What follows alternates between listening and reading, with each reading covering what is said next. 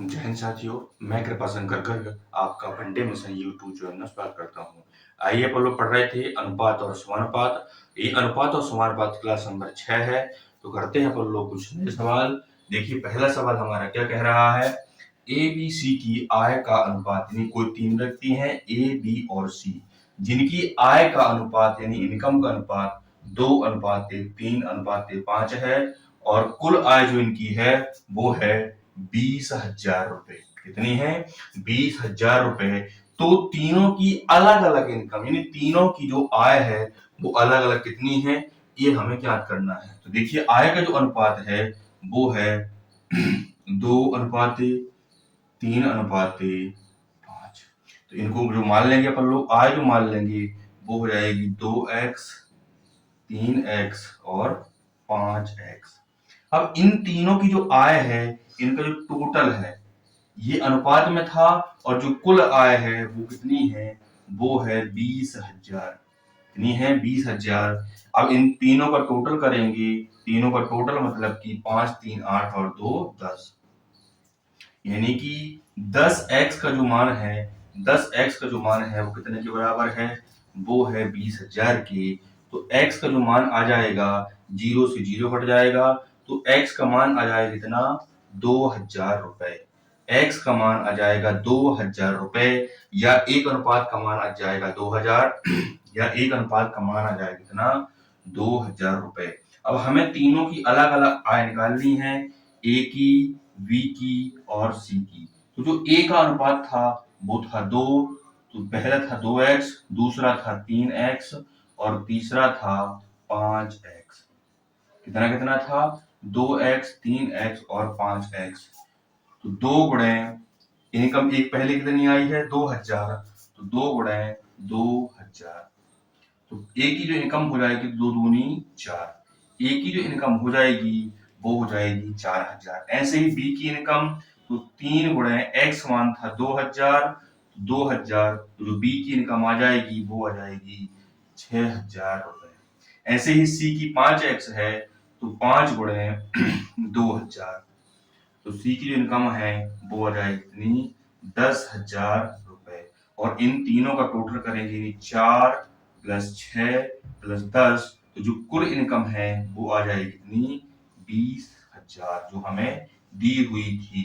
कितनी दी हुई थी, 20,000 रुपए हमें दी हुई थी। तो चलिए करते हैं अगला सवाल।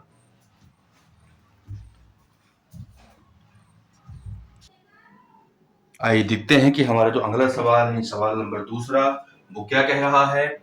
यदि a अनुपाते b अनुपाते c अनुपाते d बराबर 9:11:7:5 है और a और c के पास, यानी a और c के पास b से, यानी इन दोनों को मिलाने के बाद a और c के पास b से 4,500 रुपए अधिक है, यानी ए और सी की जो टोटल इनकम है वो बी की इनकम से कितना, 4,500 रुपए अधिक है। तो हमें चारों की अलग अलग आय बतानी है या चारों का अलग अलग नंबर हमें बताना है। तो जो पेपर क्वेश्चन में दिया हुआ है वही हम नोट करेंगे। तीन जो चारों का अनुपात है यानी ए बी सी डी का, वो कितना दिया हुआ है, वो दिया हुआ है 9:11:7:5। चार का अनुपात हमें दिया हुआ है, ये ए का अनुपात है, ये बी का अनुपात है, ये सी का अनुपात है और ये है डी का अनुपात। अब अगला स्टेप क्या बोल रहा है कि ए और सी के पास ए प्लस सी, यानी ए और सी के पास जो आय है वो बी से कितनी अधिक है, 4,500 रुपए अधिक है। यानी इन दोनों की इनकम जो है, यानी इन दोनों की इनकम से अगर हम बी की इनकम घटा दें, यदि इन दोनों की इनकम से बी की इनकम घटा दें, तो जो हमारा आंसर आ रहा है वो आ रहा है 4,500। एक बार समझ लीजिए, ए और बी की जो इनकम है वो ए और सी की जो इनकम है वो बी की इनकम से 4,500 रुपए ज्यादा है। तो हम इन दोनों की इनकम से बी की इनकम घटा रहे हैं, तभी 4,500 आ रहा है। तो ए और सी का जो अनुपात है, ए और सी का जो अनुपात है वो है 9 + 7। इसको मान लेंगे अपन लोग x, इसको भी मान लेंगे 7x। माइनस बी की जो इनकम है वो है 11 अनुपात, तो इसको मान लेंगे 11x और बराबर हो जाएगा 4500। टोटल कर देंगे तो 9 और 7 होता है 16, यानी 16x से 11x घटेगा तो बचेगा आपका 4500। घटा दीजिए, 16 से 11 गया तो आया आपका 5x, 5x बराबर 4500, 4500, 5 से इसको काट देंगे तो x बराबर आ जाएगा 4500 बटे 5, तो 5 नाम 45। यानी कि जो x का मान आया या एक अनुपात का मान आया वो कितना आ गया 900 रुपए। कितना आ गया 900 रुपए। यानी x का जो मान आ गया वो आ गया 900 रुपए। अब हमसे चारों का अलग अलग पूछा था, जो a का अलग पूछ रहा था, b का अलग पूछ रहा था, c का अलग और d का अलग।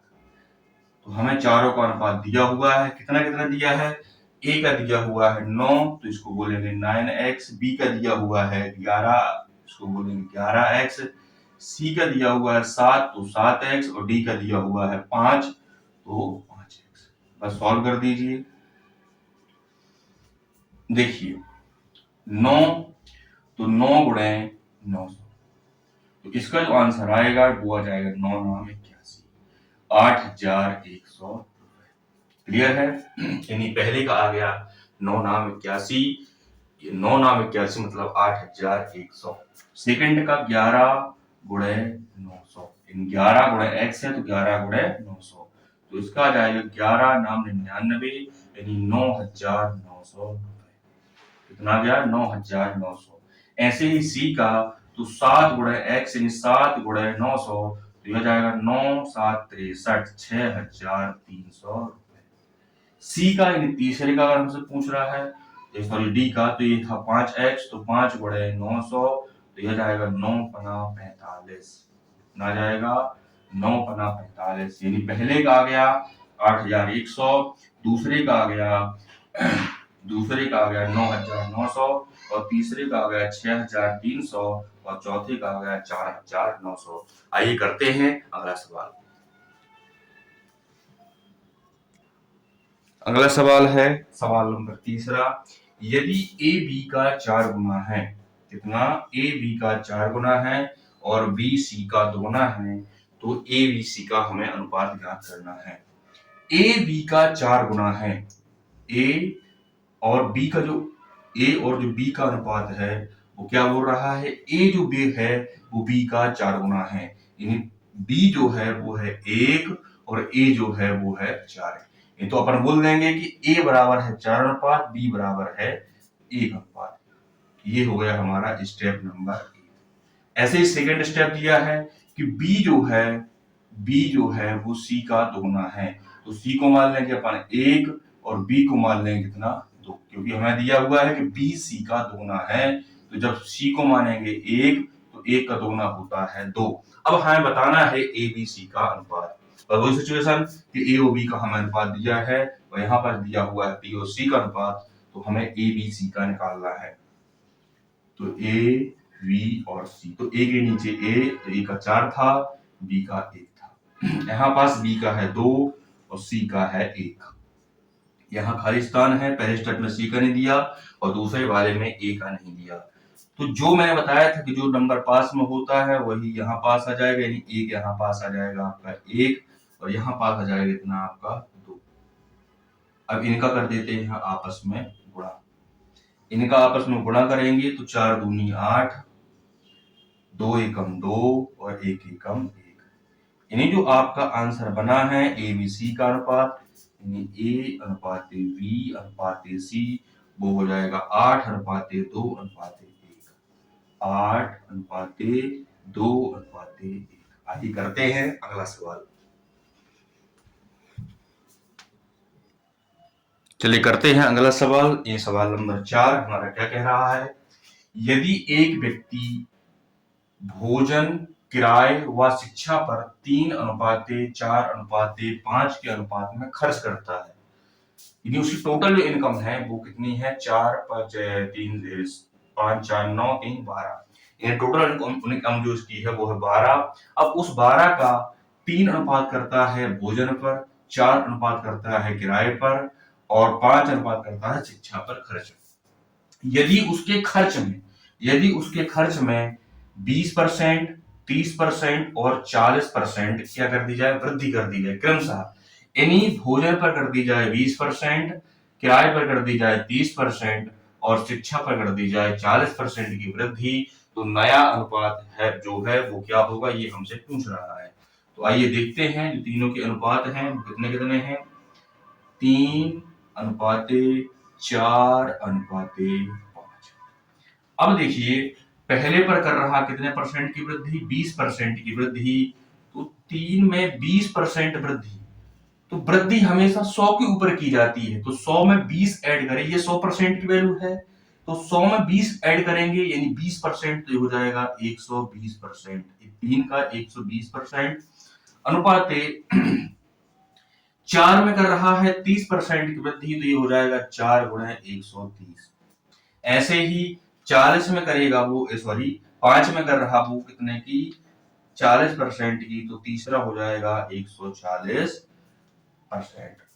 अब हमें इनका अनुपात बताना है, तो परसेंटेज से परसेंटेज कट जाएगा, 0 से 0 भी कट जाएगा, और जो नंबर कट रहे हैं वो भी आप काट सकते हैं। 3 से ये नहीं कट रहा, 2 से कट जाएगा, 2 सत्ते 14, 2 दूना 4 और 2 छक्का 12, तो इनका कर दीजिए अब आपस में गुणा, तो ये जो हो जाएगा वो हो जाएगा 6 3 18। पहला अनुपात आ गया 18, दूसरा अनुपात आ जाएगा 13 दूनी 26, और जो तीसरा अनुपात है वो आ जाएगा 7 बना 35। यानी जो नया अनुपात बना वो बन गया 18, 26 और 35। तो यही आपका आंसर है। तो चलिए करते हैं अगला सवाल। चलिए देखते हैं अगला सवाल। अगला सवाल भी आपका पिछले सवाल जैसा है। सवाल सेम है कि एक व्यक्ति भोजन, किराए और शिक्षा पर 5, 6, 7 के अनुपात में खर्च करता है। यदि उसके खर्च में 25%, 40% और 50% की वृद्धि कर दें तो नया अनुपात क्या बनेंगे। तो आइए करते हैं। इनके जो खर्च का जो अनुपात था वो था 5, 6 और 7। 5, 6 और 7। तो पहले यानी 5 में कर रहा कितने परसेंट की वृद्धि, 25% की, तो 25% वृद्धि मतलब 125%। ऐसे सेकंड वाले में कर रहा है कितने परसेंट की वृद्धि, यानी 6 में करेगा वो 40% वृद्धि, तो ये हो जाएगा 140%। ऐसे ही तीसरे वाले में यानी 7 का जो अनुपात था उसमें कर रहा 50% वृद्धि, तो 50% वृद्धि का मतलब होता है 150%। अब जो कट रहा है काट दीजिए, परसेंटेज से परसेंटेज कैंसिल हो जाएगा। यहाँ पास 0 नहीं है लेकिन 5 है, तो 5 से जो नंबर कट रहा है काट दीजिए, 5 से कट जाएगा, ये भी कट जाएगा 5 से, 5 दूनी 10, यहाँ बचेगा आपका 4, तो 5 अट्ठे 40, 5 3 15, 0 मतलब 30। और कोई नंबर कट रहा है और नंबर अब नहीं कट रहा, तो यहाँ बच रहा है आपका 125, यहाँ बच रहा है 125, अनुपाते 6 का इसमें गुणा कर देंगे, तो 6 सत्ते 42, 6 8 48, 6 8 48, हाथ से आ जाएगी 4, 6 दूनी 12 और 12 4 हो जाएगा 16, 12 4 कितना हो जाएगा 16, तो ये बन जाएगा 168। तीसरा जो हो जाएगा वो हो जाएगा 7 3 21 यानी 210। देख लीजिए कोई नंबर कट रहा कि नहीं कट रहा। नंबर वैसे अब नहीं कट रहे कोई भी, तो जो हमारा जो नया अनुपात बनेगा वो बन जाएगा 125 अनुपात 168 अनुपात 210। तो चलिए धन्यवाद, अब मिलते हैं कल नेक्स्ट क्लास में। तब तक के लिए धन्यवाद।